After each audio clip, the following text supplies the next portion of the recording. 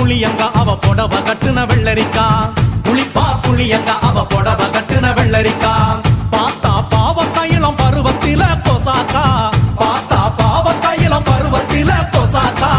சோக்கா நடக்கும் போது சுத்த வேணும் பூசணிக்கா ஆத்தா கண்டெடுத்த அழகான ஜாதிக்கா